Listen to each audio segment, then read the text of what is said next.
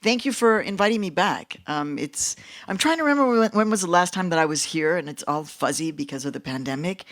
But I think it was when I was here reporting about the Entrada, and I think that our reporting kind of led to what ended up happening with the Entrada, a pause in telling that particular side of strange history, whether or not it happened exactly that way.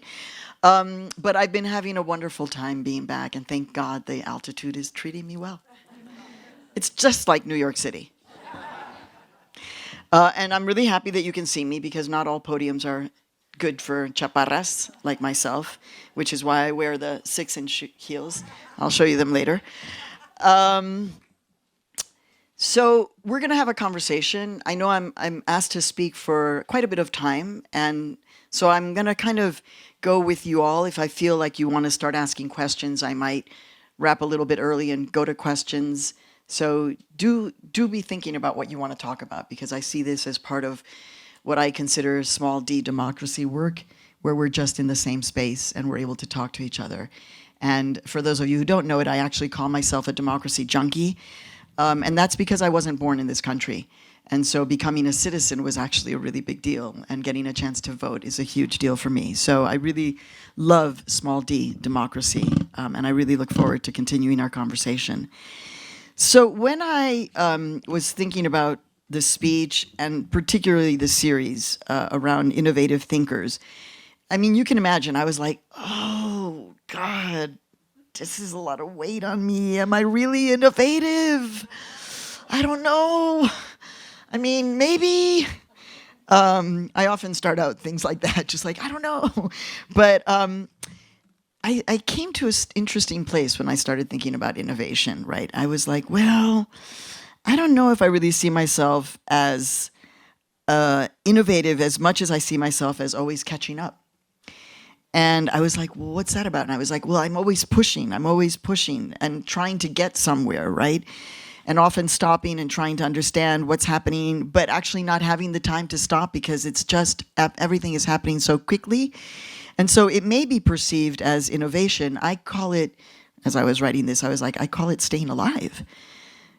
But you know, that's pretty great motivation, right? I mean, wanting to stay alive. Like that's, and actually at this point in my life, I think about that a lot, you know, about what I'm doing in this precise moment and really centering gratitude and being happy to be alive. I was with someone earlier today who basically said, no, I'm good. Like, it's okay if it ends. And I was like, no, but there's so much hope. There's so much possibility. There's so much hope. And I live in a place of hope. And I hope you feel that when you consume my work and the work of Futuro Media. So as I was thinking about the stories that I can tell you about how I get to be this innovative thinker that you think I am, of course, it goes back to my Mexican immigrant roots. And it goes back to mom and dad. So I would say that my dad was absolutely the most innovative man, even if he was a very traditional Mexican man from Tampico. And my dad was, I think people probably thought he was a little bit crazy because in the early 1950s, when he was in medical school, by that time I think he had graduated already, but he wanted to create something to help people who were deaf, who wanted to hear again. So that's kind of like, imagine in the 1950s, like, no, I think I want to go to Mars. And people just like, It's like, I think I want to make something so that the deaf can hear if they choose to. Actually, my father, when I told him that there was a deaf culture, I remember it was around the protests of Gallaudet University. And he was like, what do you mean there's a deaf culture and that they may choose not to hear? It was hard for him to comprehend, but that was his dream. And in fact, my father was part of the large team that ended up creating the cochlear implant. May he rest in peace, papi. So that's how we all end up in Chicago, because of my dad being this crazy dreamer, innovator, even though I have to say he was very circumspect about the United States. He was a very proud Mexican, and there was a time when proud Mexicans had a lot of distrust towards the United States. And that was just kind of the way we were raised, very nationalistic, which is good and bad, as you know.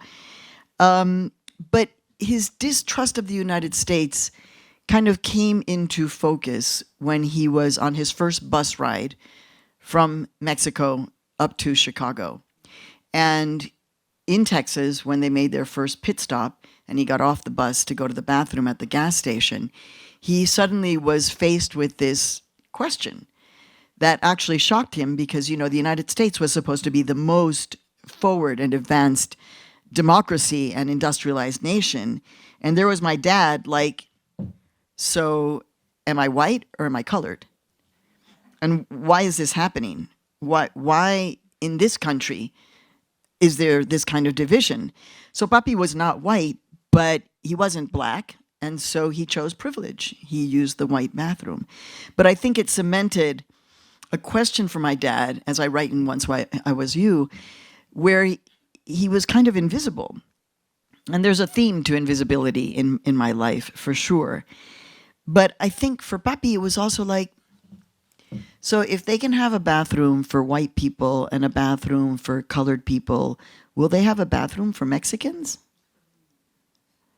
And you fast forward to today, where Mexicans and immigrants are the most targeted by a presidential campaign, probably both actually. So targeted in terms of one, that it's not about a bathroom. It's not about separate bathrooms. It's about building a wall to keep us out. So Papi was right. His circumspection about the United States, his questions about who we are, were correct. Now, the building of a wall is the absolute opposite of being innovative.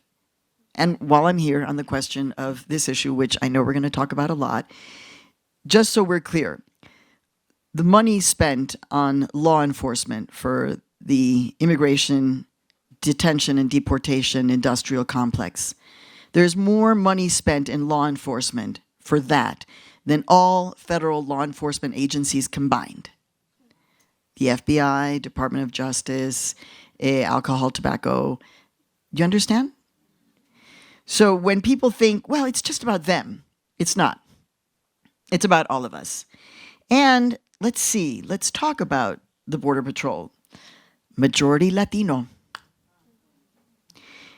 I would say it is the most inefficient and ill-prepared law enforcement organization in our country that has very, very little oversight. And when we talk about the wall, I was just on the south, the Tucson sector, just south. And, it's 21 miles of wall with 19 openings. I don't know, maybe that is innovative. Right? So it's a little crazy because there really is, now they have closed up some of those openings, and that's what we went back to report about. And you should listen to that on Latino USA, because what is happening on the Mexican side of the border is that there is a human trafficking war. It's not a drug war. It's a human trafficking war. So that the carteles and sectors within the carteles are fighting each other to control the routes of transport north, because at this point, the amount of money that you make trafficking humans maybe can surpass the amount of money that you make trafficking drugs. Yet when you talk to the Border Patrol about what they think about the wall, the ones that are more conscious will say, it's but a speed bump. And historically, we have to understand the movement of people. I'll talk about that in a second. So my dad's dream makes us all come to Chicago, and which leads me to my mom, who was 17 when she married my dad, child bride. She really was in love with him, by the way. Okay, I'm going to talk. Maria Garcia, I know you're here. I'm just going to say publicly, at some point I will be doing a sex show. I don't know how, but I'm going to be doing a sex podcast. Maria Garcia, who is my colleague, who I'll be talking about in a little bit, I'm convincing her that we have to do this. And, when I asked my mom about getting married at 17, she was just like, es que I was so hot. I just wanted him. And I was the one that knew everything. He knew nothing. So when I talk about my mom and her arrival here, at first I used to talk about her as, I think, as being this kind of innovative feminist. When I would first tell the story of our arrival, I thought about my mom's actions in that moment as being like a fully American woman feminist. It turned out to be something quite different. So what happened was, actually, after Donald Trump wins the presidency, and in his policy that was supposed to stop people coming, he starts separating families, taking children from their families. And then we heard, because of great investigative journalism from ProPublica, we all heard the cries of the babies and the toddlers being taunted, actually, as they were crying. And my mom calls me I was actually in an airport when she called me. And my mom is in her 80s when the call happens. And she says to me, "Oh my God, mijita, what's happening with these babies and children that are being taken?" And I was like, "I know, Mom, it's terrible." And she was like, "No, mijita, es que you're not understanding what I'm trying to tell you." And I was like, "Mom, what are you trying to tell me?" She was like, "Look, I was almost one of those moms. And you were almost one of those babies." And I was like, "What are you talking about?" And she was like, "Remember what happened when we first arrived at the airport in Dallas? That's what almost happened." And in that moment, I realized why I do the journalism that I do. Like, I understood in that moment that what almost happened to me stayed with me in a physical way, that at that moment when my mom says, "It was almost you," I was able to, it made sense. I was like, that's why I do this. Because, I've been highly criticized my entire career for just being a little bit too immigrant-y. What's the matter with me being so immigrant-y? What happened was, my dad was in Chicago waiting for us. He had gone 6 months earlier. Mom and the four of us come, and I'm a babe in arms. I'm just about a year. And we all had green cards. And when we get to we took a plane from Mexico City to Dallas, changed from Dallas to Chicago. And in the Dallas airport, the immigration agent, who is a very, very tall Texan, and I will be doing a Texas accent, so excuse me. So he, by law, actually, Mexicans' bodies up until 1964 were supposed to be looked at for whether or not we were bringing in sickness, illness. And so he looked at my body, and I had a little rash from a blanket that I had been using. And he said to my mom, "Well, now, ma'am, I do see that you are here with your 4 children and that you all have green cards. Now, you, ma'am, are going to be able to just go ahead with your 3 children, and you can just give me the little baby girl. We're just going to keep her here and put her into quarantine." And my mother, this is when I was thinking about innovation.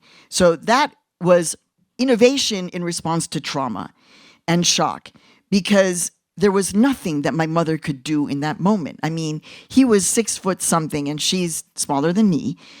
And so in that moment, my mom had to find a way to innovate to save me from being taken and put into so-called quarantine. Now, as I thought about this, I was like, well, it must have been just one immigration agent who was having a bad day that day. No. There's no way that he would have said, "Oh, I'm just going to take her and keep her and put her in quarantine."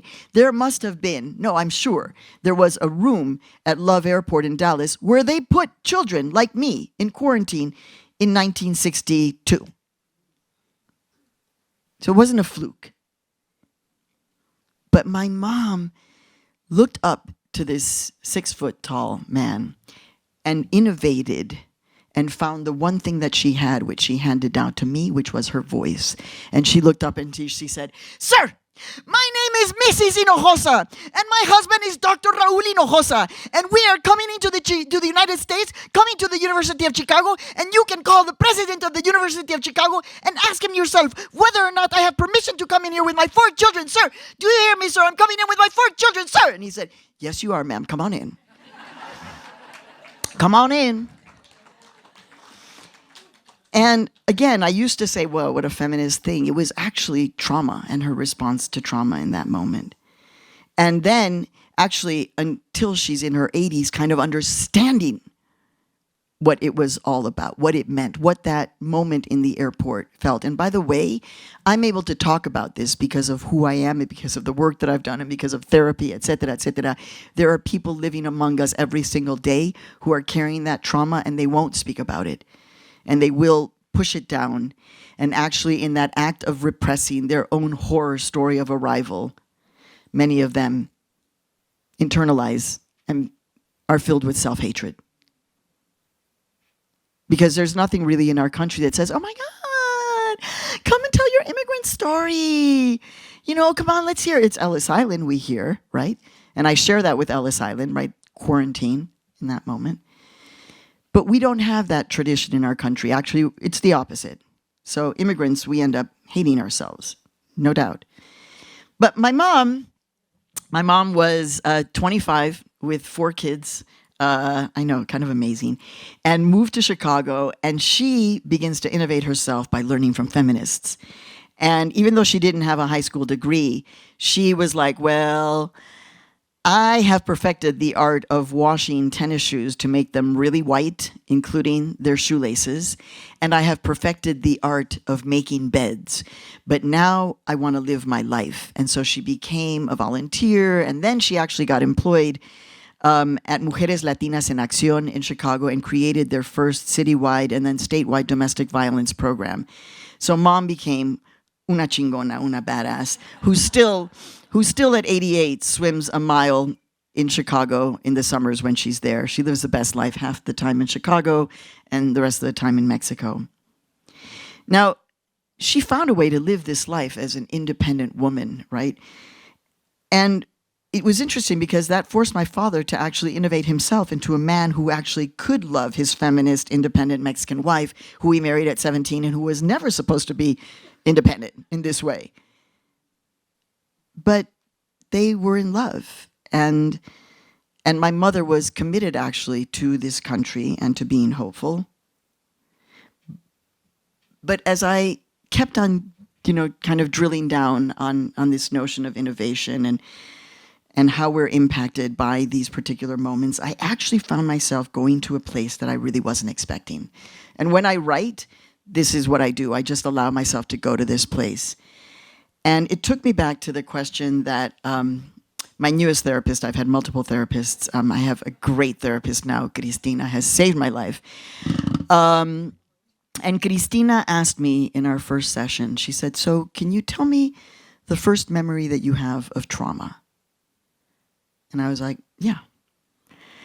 And it's the moment when I was 6 years old, George Wallace was running for president, and my best friend, Linda Kahn, Jewish girl from Hyde Park, south side of Chicago, we were walking home, and we were being innovative.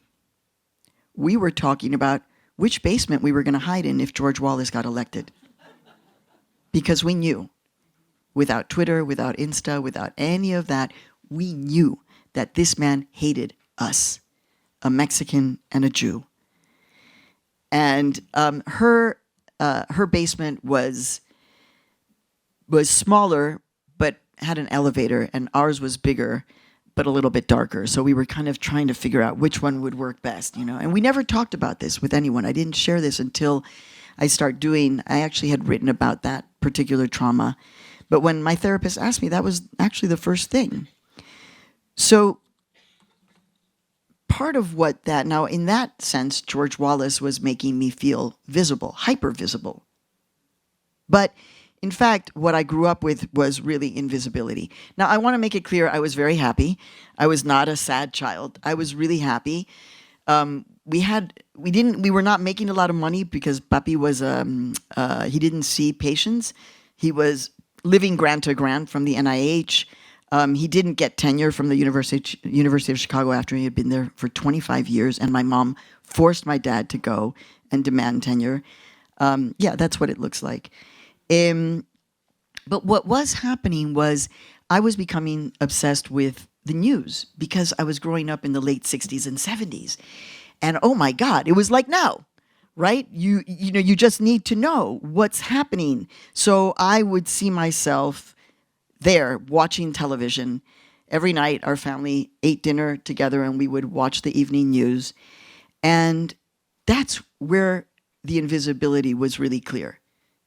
So I saw what was being covered around the world, but I never saw myself or my family or anybody who looked like us or our stories being told in the news. It just was a thing where I was like, wow, that's a really cool job. Ed Bradley, you know, being there at the front lines of the Vietnam War. Dan Rather there. I mean, these guys, these men who I remember, Charles Osgood, right? But I was invisible. And so thinking about becoming a journalist really wasn't in my plans. So as I was writing the speech, I was like, it was pretty badass of me to, when I get to college at Barnard College, Columbia University, to say, well, where's the first place where I'm going to go?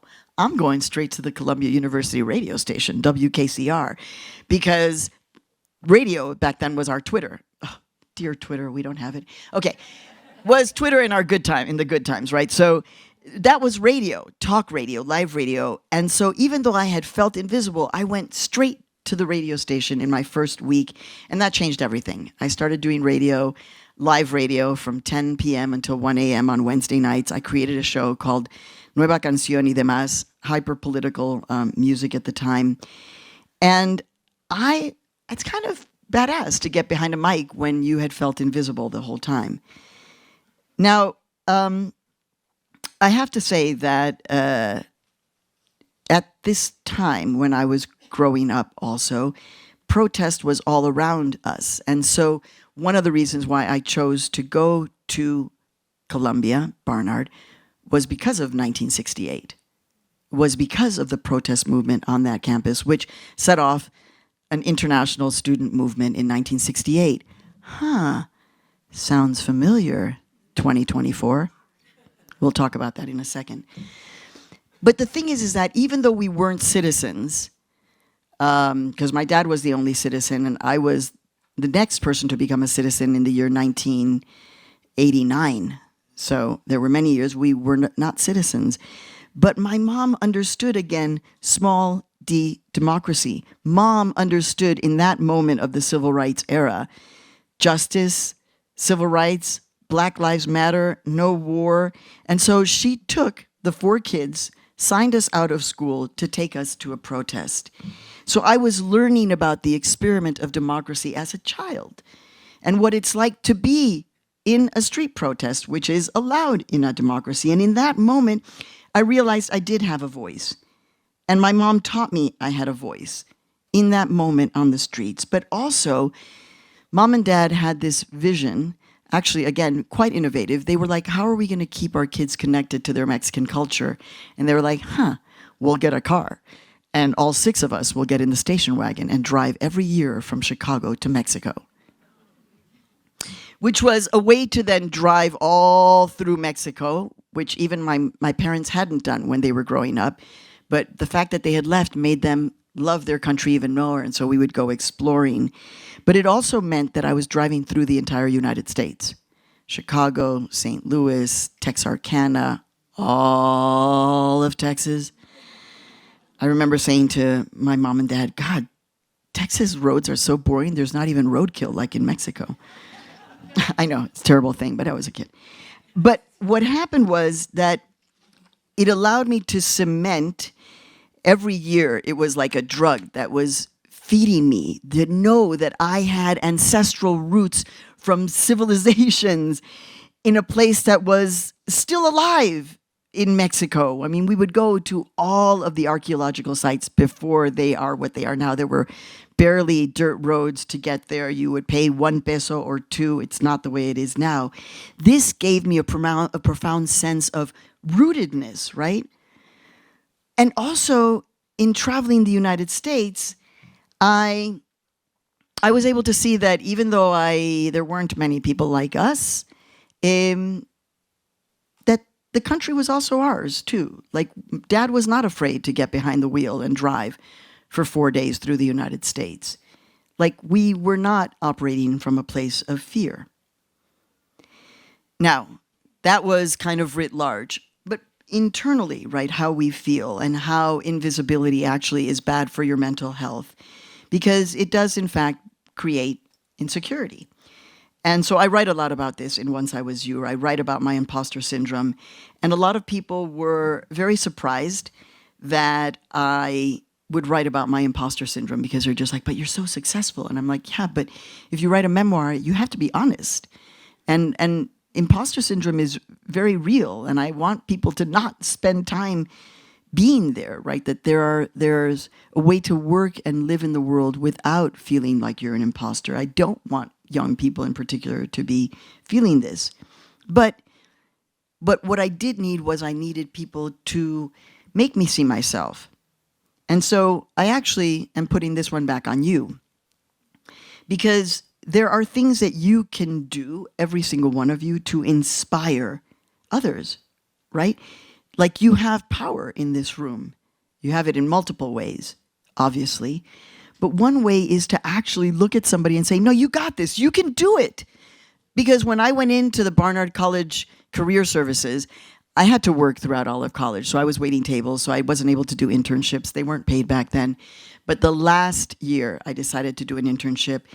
And there was an internship for NPR. And I was like, even though I had been doing radio for 4 years, I was like, nah, I'm not good enough. I won't make it in NPR.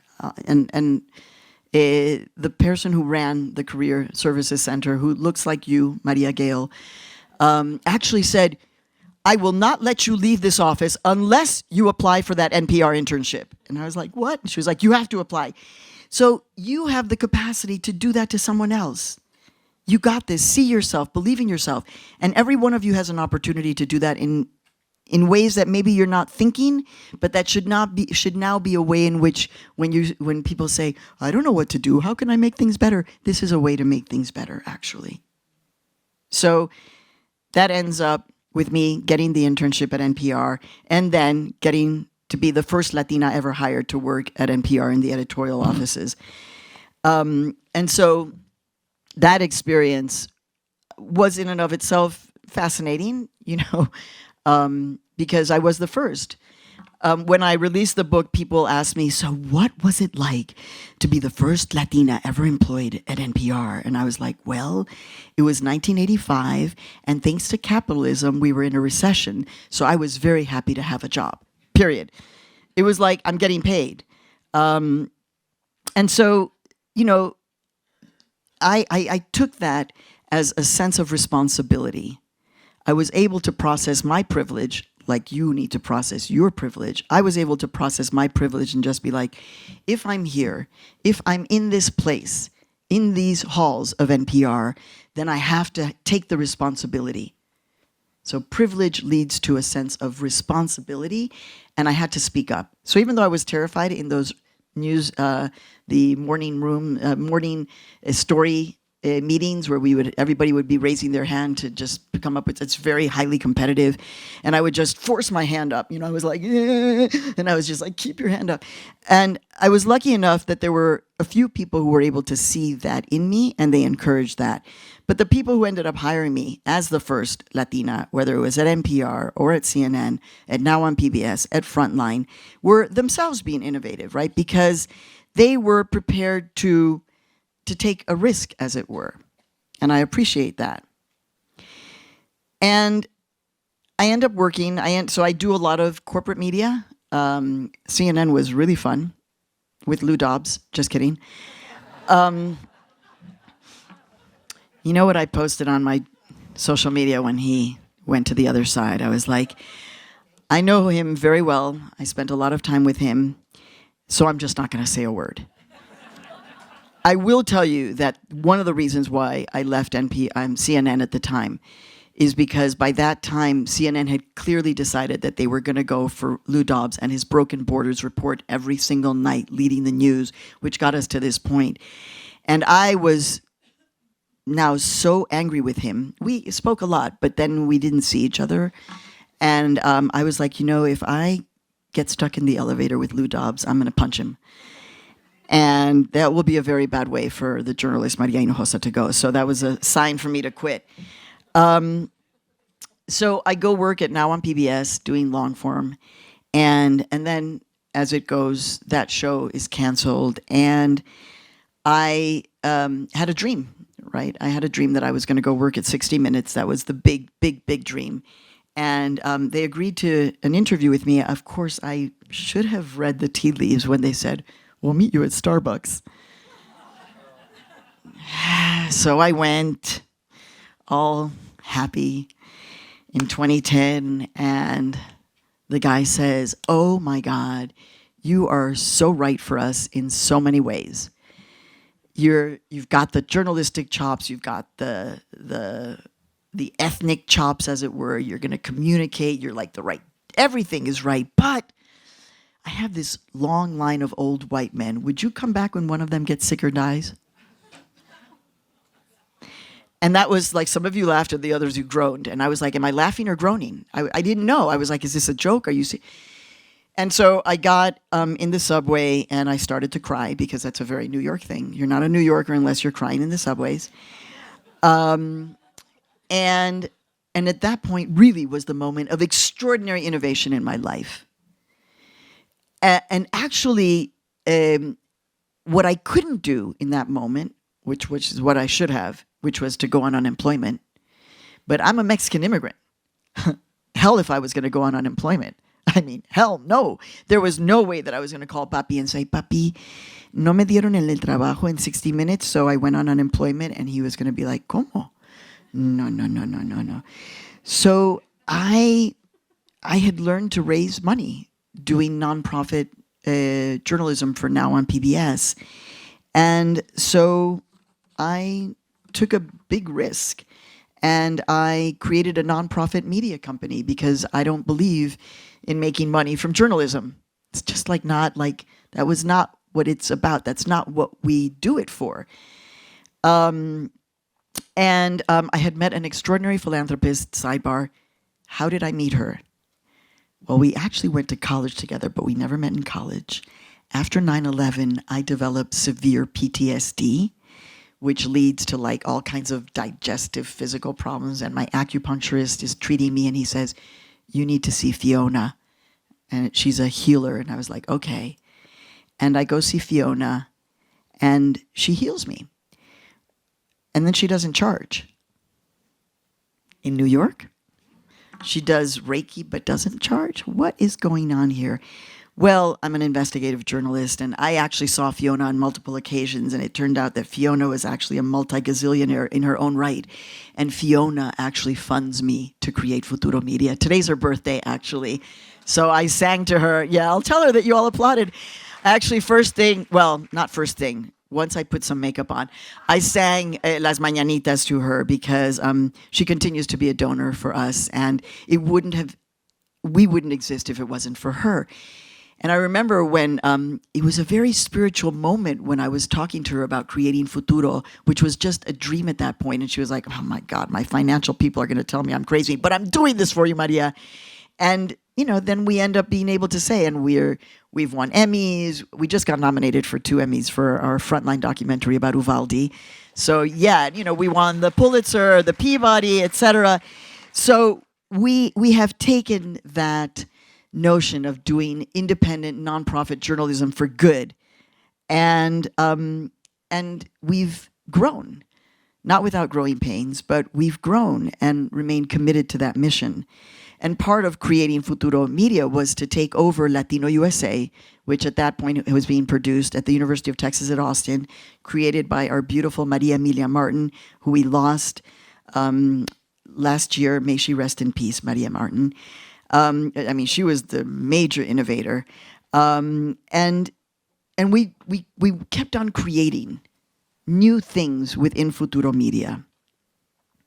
In 2016, after I had been invited to be on Meet the Press multiple times, and Dad was able to see me on his favorite Sunday talk show before he passed away, and then I was not invited back. I think it's because 2 things. In 2015, when I was on, I was actually taking Donald Trump very seriously, and they were not. They thought he was going to kind of fizzle away, and I was like, no, this man can win. And also because I spoke Spanish. And I think that was like, habló español and Meet the Press? Imposible. No. So I got very frustrated, and that led us to create In the Thick, which was our our politics podcast, which we had to pause, but don't tell anyone, don't tweet this out. Don't tell anyone I said this, Maria Garcia, but we're bringing it back. It's coming back the first week in September. So we will be doing our own Meet the Press with a lot of F-bombs. So you're definitely going to want to listen. So get ready to subscribe to In the Thick. We have a really good time. But all of this moment, right, of 2015, 2016, the election, the campaign, I remember thinking about authoritarianism and what was coming and talking to older folks, always speaking to my elders, and they said, look, some of the most amazing artwork was created in the moments of most repression in our country and in the world. So I was like, okay, so we're going to have Donald Trump as president. I think I'll write a book. That's how it happened. It was this notion of wanting to make my creativity an act of resistance. And I actually wanted to write a very small book called Illegal is Not a Noun, to just tell people why you should never use that term in 5 easy steps. And the person who taught me to never use that term is not a radical Latino or Latina studies professor, but actually, may he rest in peace, Elie Wiesel, who survived the Holocaust. And when I met him, I asked him, I don't even know where this came from to ask him. Well, I know where it came from. I have a lot of understanding of spirituality, because it's like, why would I go up to Elie Wiesel? And the first question I would say is, Mr. Wiesel, here at CNN, they want me to use the term illegal immigrant. What do you think? He said, never use the term illegal to describe a human being. And I was like, why? And he was like, there's no such thing as an illegal human being. He said, that's the first thing the Nazis did, was to declare the Jews to be an illegal people. So that was, I actually went on primetime on MSNBC. I said, illegal is not a noun. It went viral. I wanted to write that small book. And my agent and publisher was like, we want you to write a big book. And I was like, so scared. But that's how Once I Was You gets written, where I'm able to not only talk about my personal history, but also about the history of this country, so that we can all make connections. Because in the writing of Once I Was You, one of the most beautiful connections for me was to understand who were the first people who were actually excluded by law, excluded from this country. So not treated as half citizens, less than human in this country, but from coming here. It was Asian women, Chinese women, on the so-called Page Act. And the history books say it was because they were all sex workers. They were not. They were my mom coming to meet my dad, who was at the University of Chicago. The women were coming to meet their husbands who were working on the railroad. And instead, they were the first excluded. And so to feel like I have a connection with Asian women who are immigrants in my country, that my mom has this deep connection to them, is a beautiful thing. That's what we do without walls, is we make the connections if you allow yourself to be that kind of free and open-minded and to make those connections. So, also to be clear, like, yes, it's true that while I was almost taken by that immigration agent, they have been taking children in this country from day one, right? So when indigenous people came, right, as they say, the original sin was slavery, but the first sin was genocide. And they took children from our indigenous people, our founding fathers and mothers. They took them. They took children from enslaved people. And I refer to slavery as a government-supported, corporatized, international human trafficking. You know, when I was flying through the Atlanta airport, and they're like, if you see something, say something, stop human trafficking. And I'm like, well, if we could recognize that our country was built on human trafficking, can we understand that? Why we need to make that connection? And so, yes, our country is very good at innovating in ways to incarcerate, in ways to separate us. And in my obsession now is, what is this lack of innovation and lack of creativity that we're living through right now? I mean, a wall? By the way, in 2007, Boeing got $28 billion, 28 billion to build a very innovative cyber wall that was going to put a stop to all undocumented immigrants crossing. ¿Qué cyber wall? ¿Qué cyber wall? Where is it? $28 billion. If they had taken $28 billion and put that into the hands of Mexican women, Guatemalan women, Honduran women, Nicaraguan women, and women all over, where then we would not be in this situation, at least not in this kind of a situation. But instead, what we have is walls, or putting children in cages, which are called perreras in Spanish, dog cages, putting us in hieleras, which is an icebox. I don't know how many of you know this, but the first thing that happens when you are encountered by Border Patrol, once they take you into a facility, is they put you into a room that we call las hieleras, which is an icebox. Because how do you prove torture just because you're cold? There's no bruises, but you're freezing. You actually are coming in with a t-shirt and shorts, and that's where they put you, because, full circle, they're trying to prevent immigrants from bringing disease. So, to be clear, there is no invasion. We can talk about that, but there is no invasion. What is out of control at the border is militarization, no doubt. I was, again, I told you I was in the Tucson sector in Sasabe, and that day, at the height of, they're coming, at the height of when those videos existed of a couple of hundred people that then was replayed, we saw two people, two men from Guatemala, and another man from Vermont, but he was on this side of the border.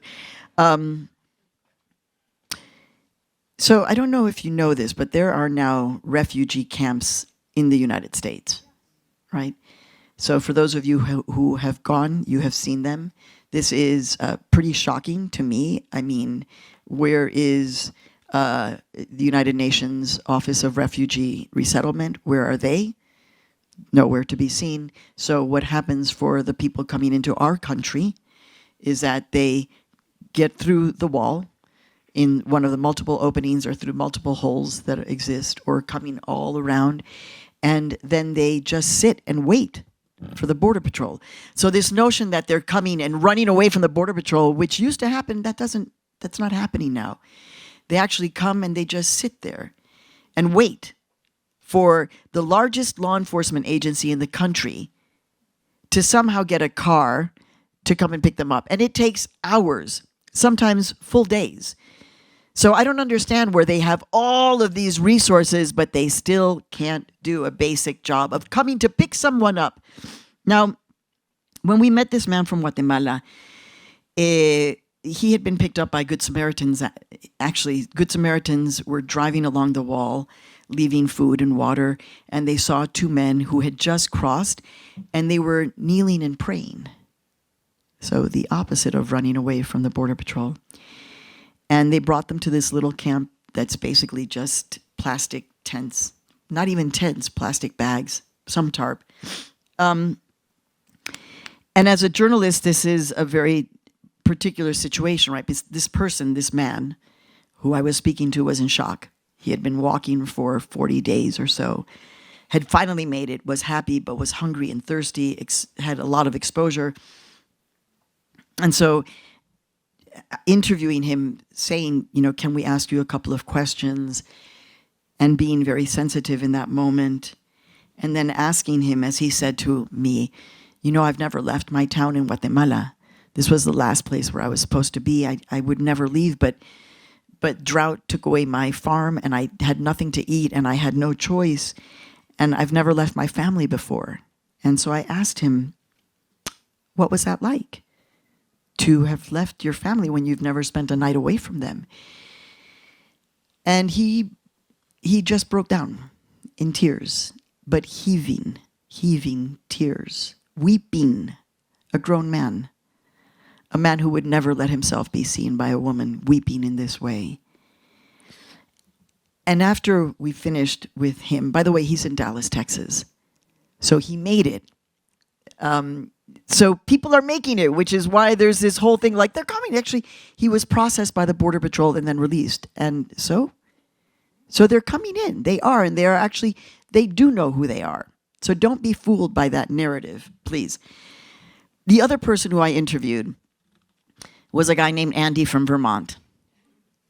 And Andy from Vermont is a former tennis pro, tennis teacher, 6 foot something, and he drives around in a souped up, like an RV that has Wi-Fi and electricity, so that as soon as people cross on the other side of the border, they can connect, charge their phones, and get on WhatsApp to let their families know that they've made it. And when I asked Andy that question, right, which is, well, but isn't it a little bit dangerous for you to be out here right in the middle of nowhere next to the wall all night? And he started crying. And I'm like, what's going on here, right? And he's like, you don't understand. What I have learned every single day, hour, minute that I've been here, no one could ever teach me. The people here, what I see, this is what teaches me. And so that's the kind of innovation, actually, that we need, is someone who is willing to put himself aside and into a situation that is new to him, and yet come out being the one who's learning, come out being transformed. And that's the kind of transformation that we need in the conversation around immigration today, and which I am really hoping that the presumptive Democratic Party nominee begins to embrace. And actually, the naming of Tim Walz as her VP is very interesting, because I think he kind of counterbalances Kamala having to toe the I'm going to be tough on the border kind of situation, whereas Tim Walz actually guaranteed driver's license for anyone regardless of their immigration status, and extended DACA for the young people within his state. So he's actually someone who, and he gets kids. And you know, Minneapolis schools are packed with people from all over, by the way. It's a really fascinating state. This wasn't in my speech, but I have to just tell you that I went to, when we were reporting out of Minneapolis, and then we ended up going 2 hours west, almost on the border of, I guess, North Dakota, or was it south, in this town called Wilmer. And they have chicken processing plants. And it's in this town where you have Somali refugees, Mexican immigrants, longtime Puerto Rican residents, and all of them living together with white folks and working at the poultry plant. Now, when the Somalis first arrived, they bought about $90,000 worth of plots in the city cemetery. Some people got very concerned. They were like, what are they doing buying all, what does this mean? Should we be afraid? And then the cemetery manager said, this is the best thing that could have happened to our cemetery. It kept us from going under, pun intended.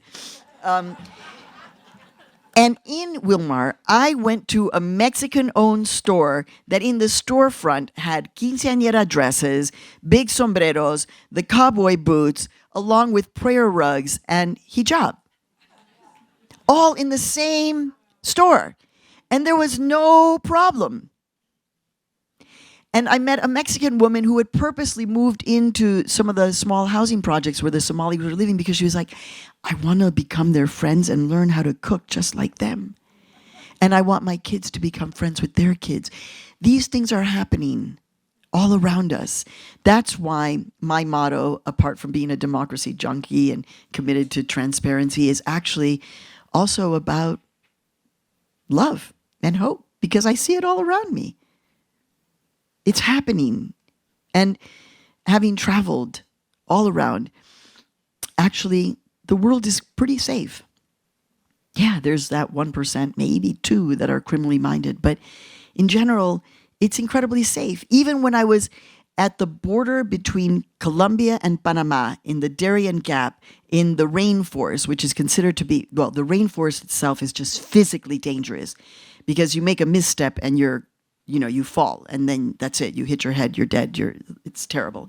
It's physically challenging. But among the human beings that I was there, I felt safe. And I slept out there.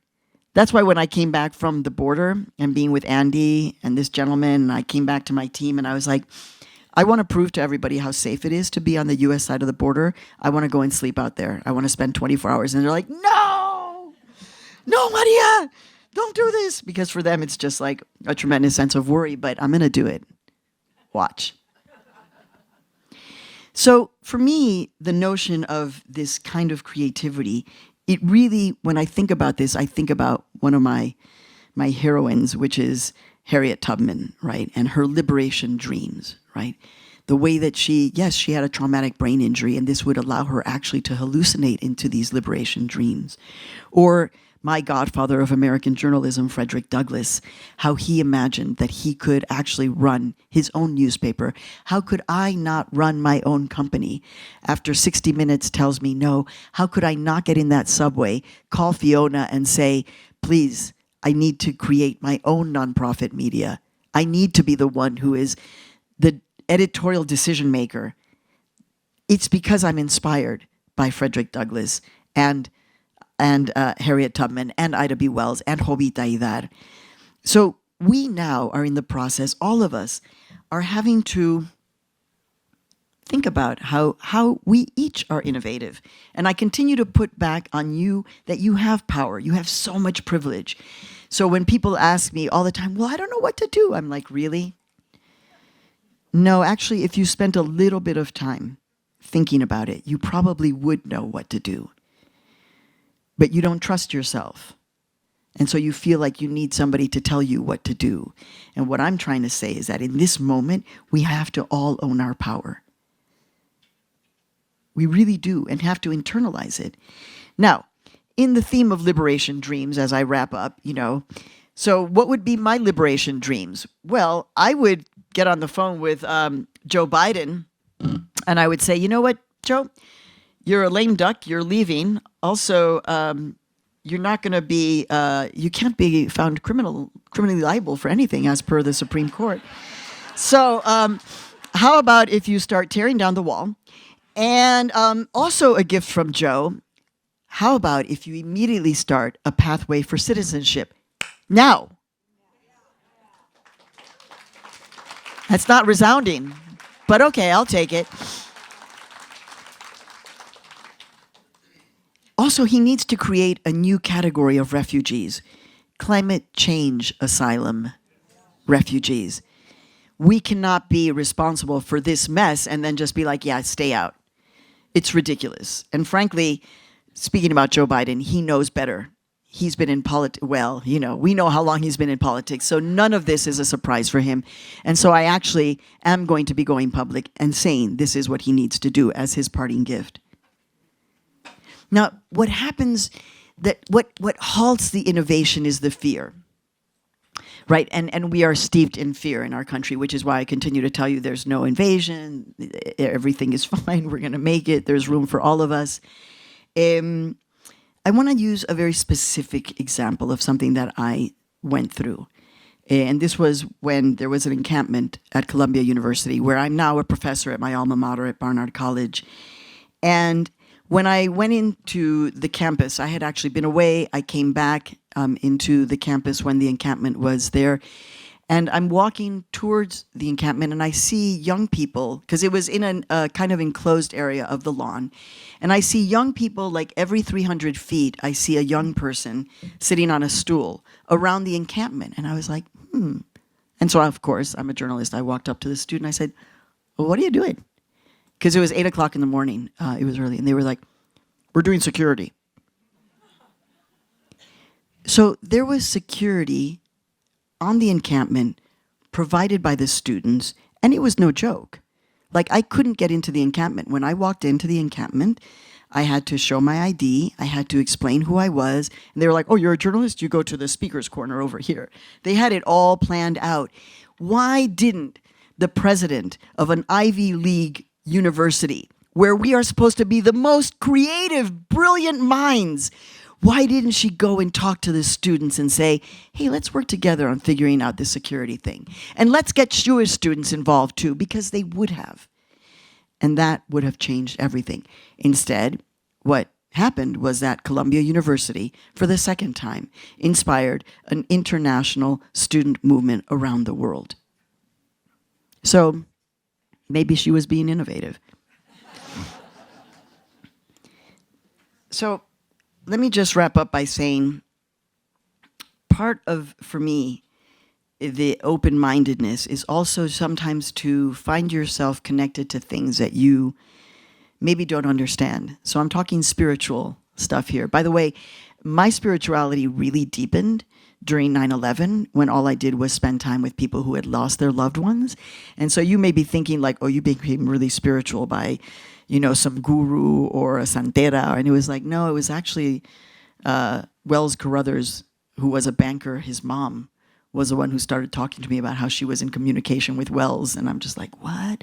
How is this happening? So it was in communication with the families of 9/11 victims that I began to actually open my mind more spiritually. And it leads to a point now where even though I am hardcore, fact-based, investigative, I'm also not afraid to feel and get the signs. And so I believe that's why we got nominated for 2 Emmys for our documentary on Uvalde, because you're like, ooh, Uvalde, how sad. Well, there's a next generation of Uvalde that are activists, because Uvalde is the site in 1970 of one of the longest student walkouts in American history that you didn't know about. Actually, our history. It was because they were paddling kids for speaking Spanish. That's why they walked out. And so now you have this generation in our documentary learning from what happened in 1970 and saying, our issue is guns. I believe that entire time that we were in Uvalde, which is covered in art and murals of the 19 angels and the 2 teachers, that they were with us and that they continue to be with us. And that for those of you who are fans of Suave, which won the Pulitzer, that we are in fact, there's a lot of spirituality, what's going to come up in Suave season 2, which is like, are you kidding? Really? That ended up? Yes, actually. There is a whole spiritual element that has just been revealed for us in our latest trip to Puerto Rico. If you thought season 1 was dramatic, it's very dramatic. Finally, journalism with heart, and to coin the term by my tocaya, Maria Garcia, who is here. Where are you? ¿Dónde? Oh, hi, Maria. Hi, Maria. And Jael, her son. Radical transparency. So we do journalism with heart and with radical transparency. By the way, if you are not listening to our newest drop from Futuro Studios called My Devo, anchored by Maria Garcia, written by her, you must listen. It is a love story to Juan Gabriel and a story about coming out queer in Mexico. And we are so thankful for your voice. And also, if you haven't listened to her first podcast with Futuro, which is Anything for Selena, please do. They are beautiful. So that's why we get the recognition, is because we're doing it hardcore journalism with radical transparency and with heart. And we do this in service for you as an act of love and of innovation. Thank you so much.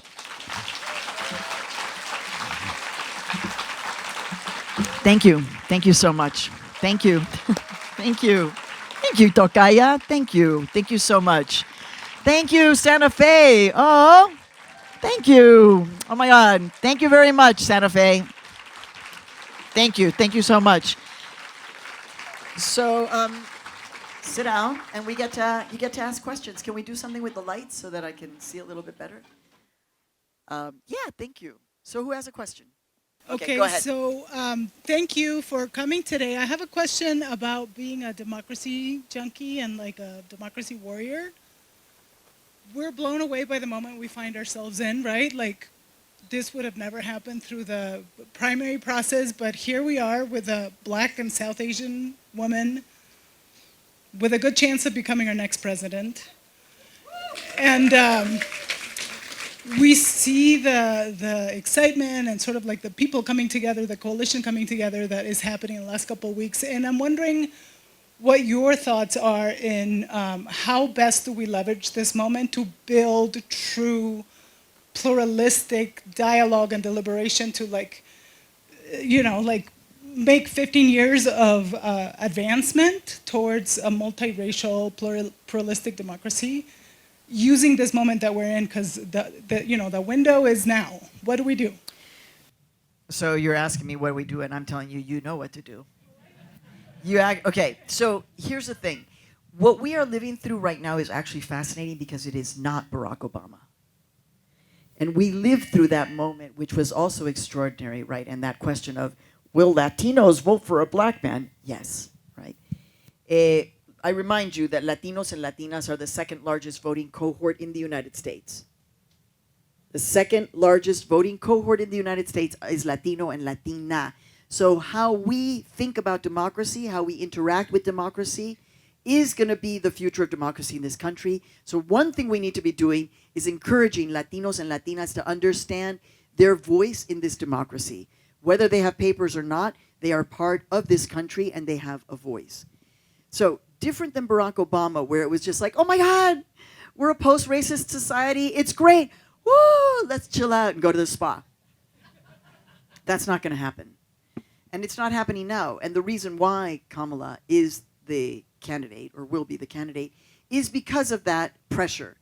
So it is a lesson in never giving up in democracy. And I am actually, one of my favorite nicknames that people have for me is the Queen of Never Giving Up.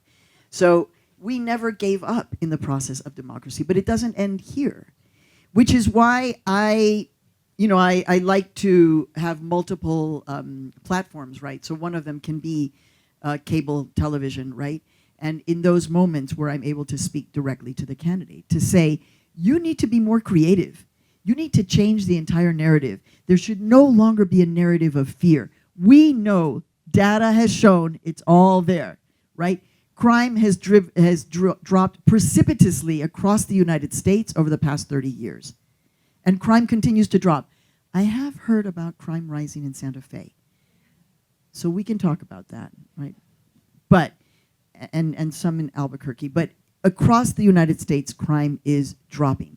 So what would I say? I mean, I'm kind of engaging with everybody at this point.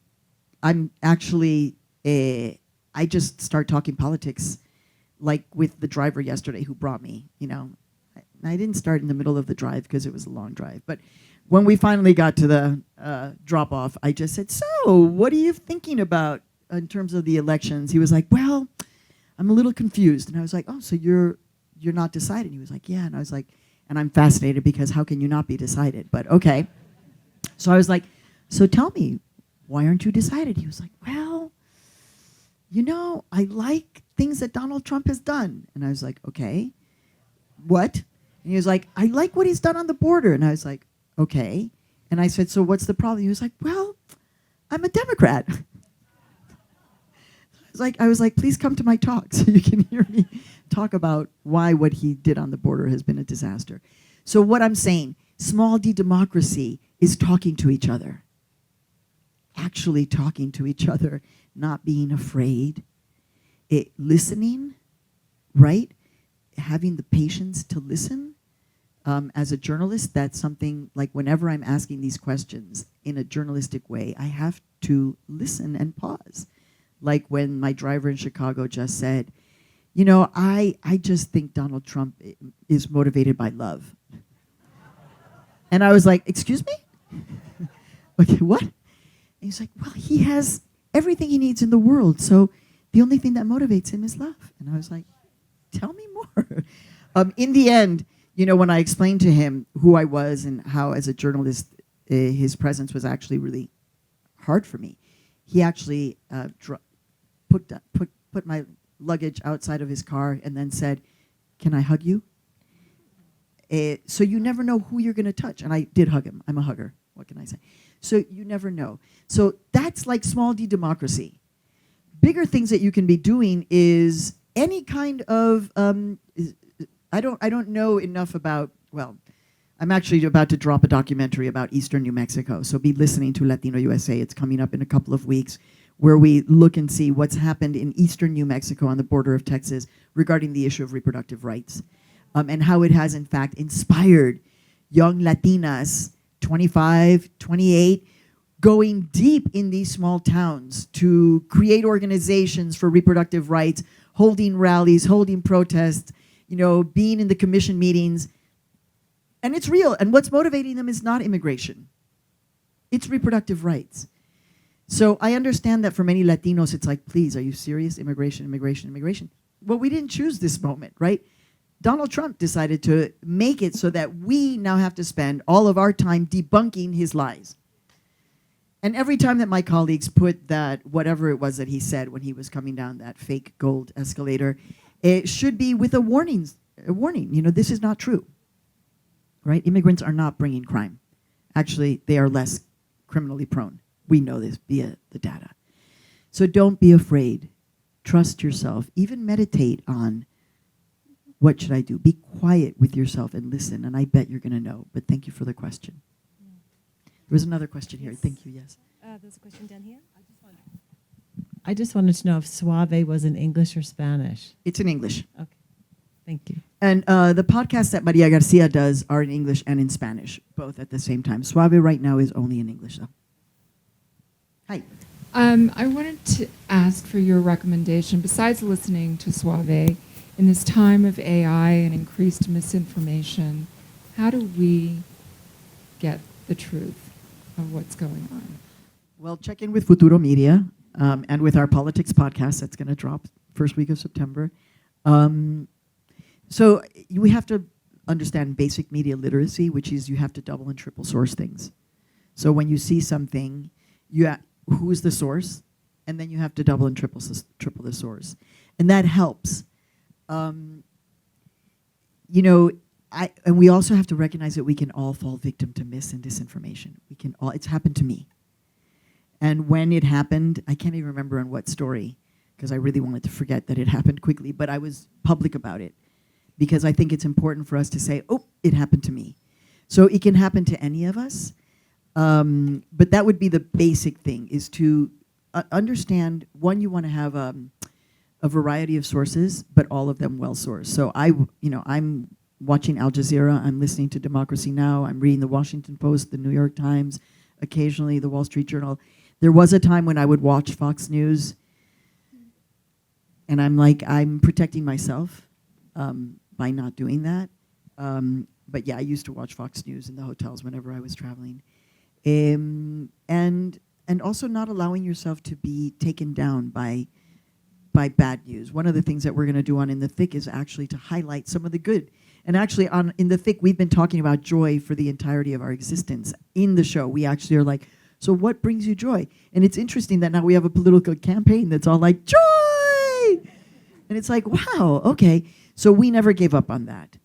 But don't be afraid to be well-sourced.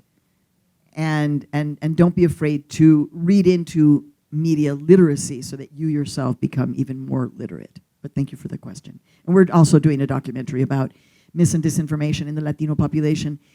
So the reason why we are so, it's not just that we are targeted, but it's that Latinos and Spanish speakers have less access to disprove the mis and disinformation.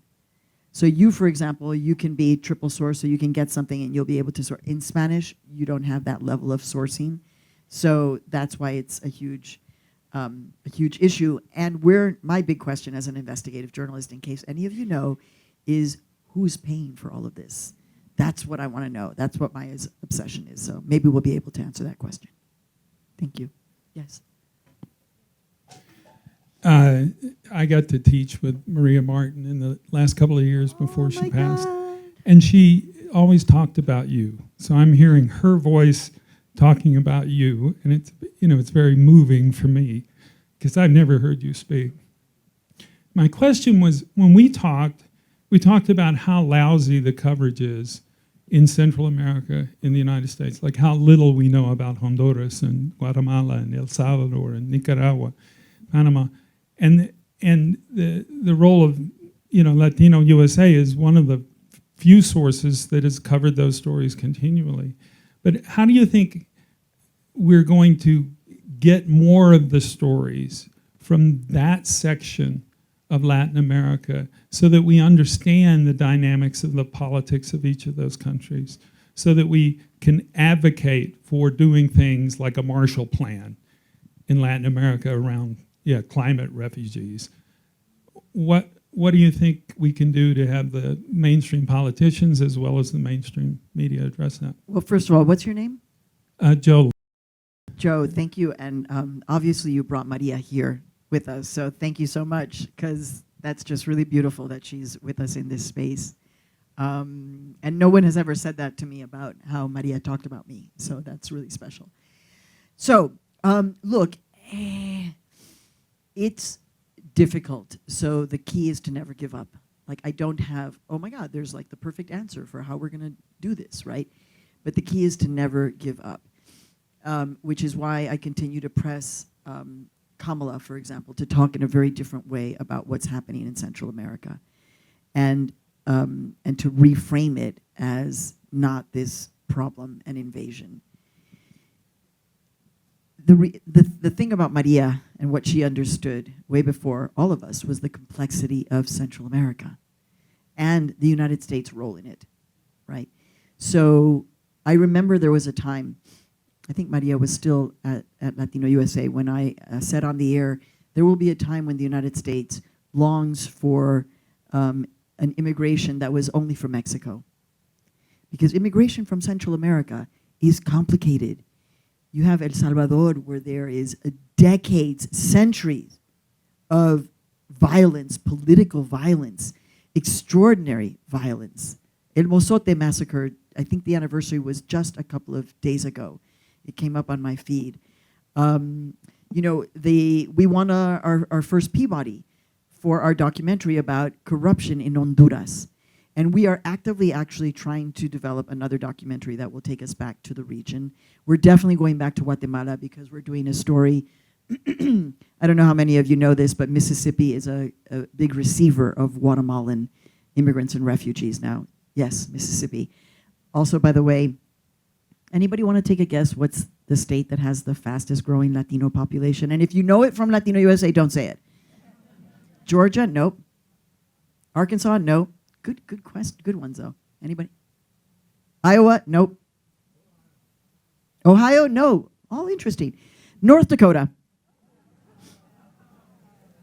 North Dakota. We actually did 2 hours on North Dakota. So it's in some ways your responsibility, right, to keep on pushing your news media. Please cover this, to find journalists who you respect and can encourage them to do this.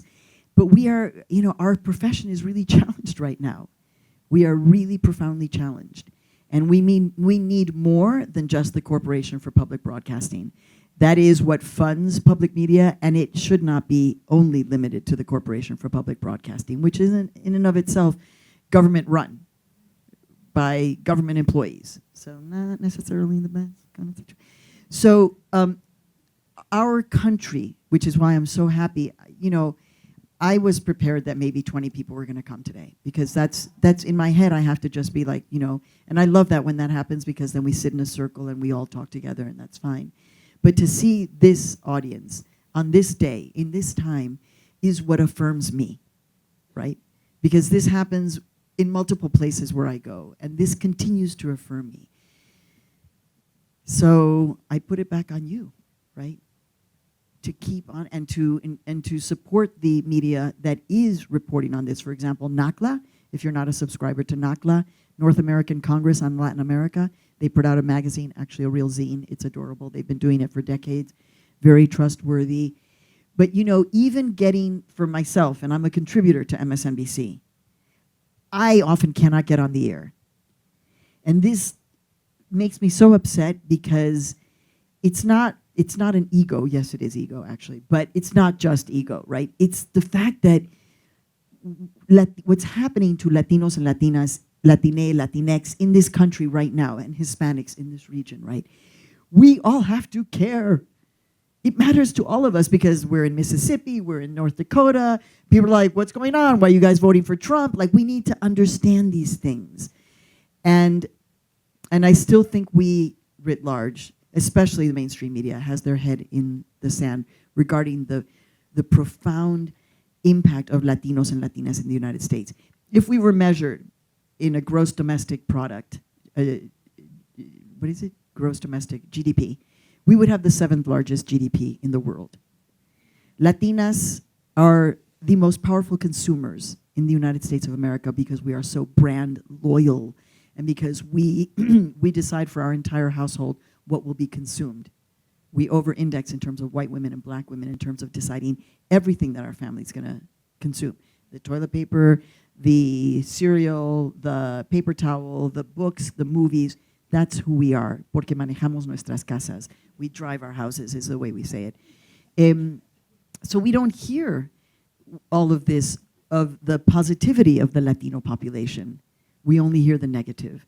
So I'm just saying it's a lot of work. That's why losing Maria was such a golpe, because she was on the front lines of making sure of this, because she was based in Guatemala. So we're in this together to try to get more of that coverage. And again, we'll be going back to Guatemala because we're tracing a young man who left Guatemala at 16 to end up in the chicken processing plant in Mississippi, only to be killed by a machine there.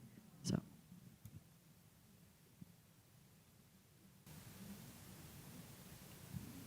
Hi. I grew up in Miami and with a very big Cuban presence there. And I'm always amazed as I've moved around the country that people just grab onto this concept of Latinos as one block.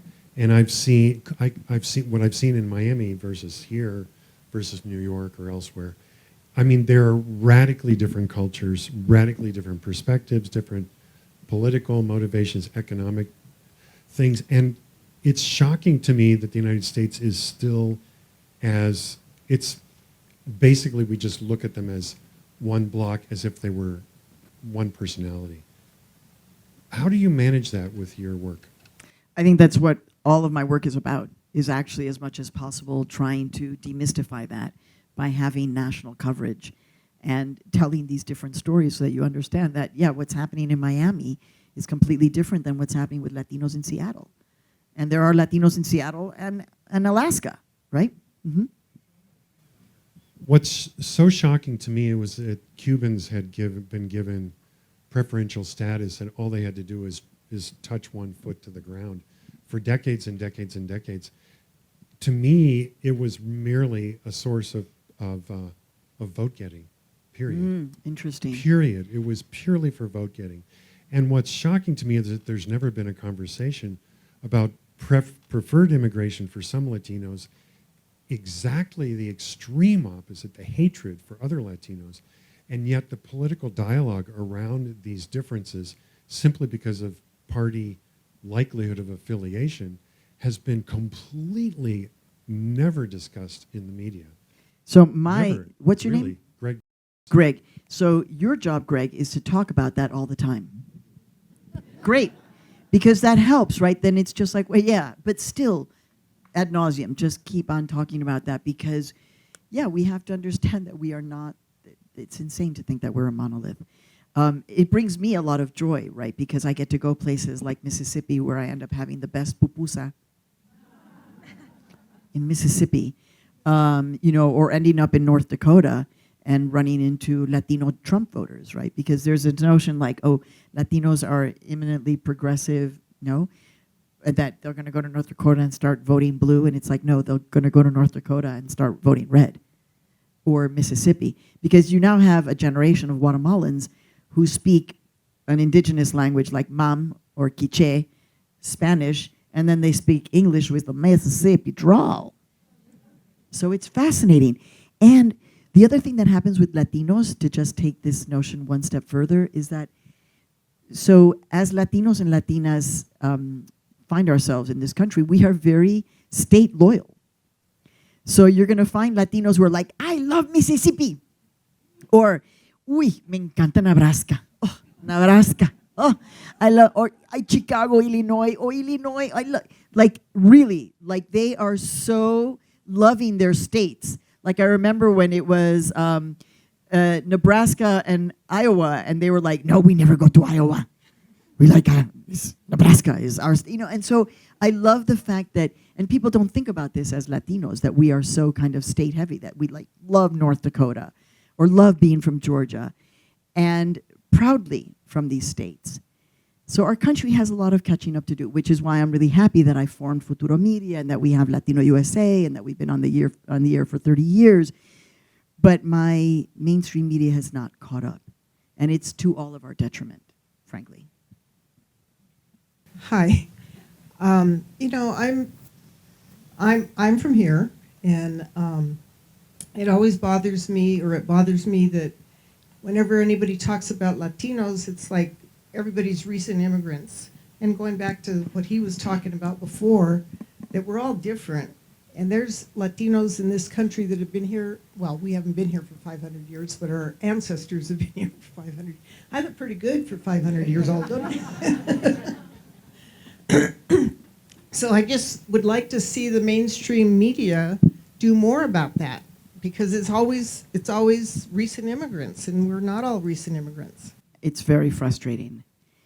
I'm just going to tell you that the notion of diversifying our media throughout is a necessary reality for us. That's why I'm so proud about Futuro Media. But we're small in comparison, and again, all of our mainstream media.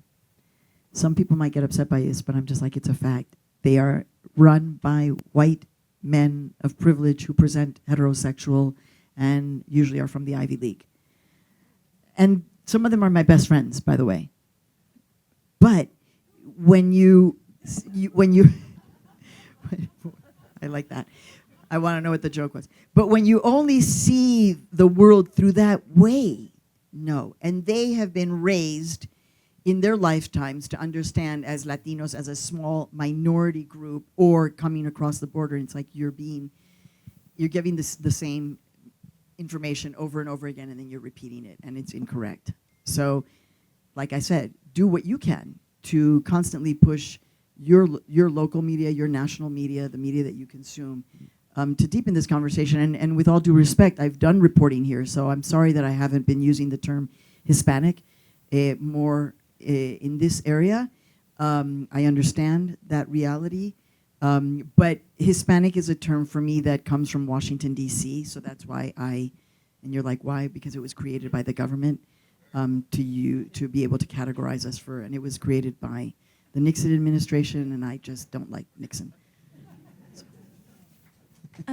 Maria, I think we had one last question. One last question. Okay. Yep. Thank you, everybody. One last question. But it's sunny outside. Yay. I'm going to follow up on the young man who was born in Florida. I live in Florida half the year, and I'm very involved in politics. I've worked every election since we moved down there. And one of the things I've noticed over the years is that the people who are most against immigration and immigrants are the immigrants. Once they've gotten there, once they've gotten their green cards, they don't want to see another person from the entire Southern Hemisphere. What do I say? Because I see them when I'm at the polls, I see them when I do phone banking, or hear them. You know, it doesn't surprise me because it's like, who's the lowest on the totem pole? And you're always going to go, and just abuse the lowest on the totem pole. But I try to have conversations with them, and so I know it's hard, but I really applaud you. By the way, what's your name? Diane. Diane needs a round of applause for working elections in Florida, because I have not given up on Texas, and I have not given up on Florida. I hear Kamala's ahead. Yeah, I'm just Miami-Dade. yeah.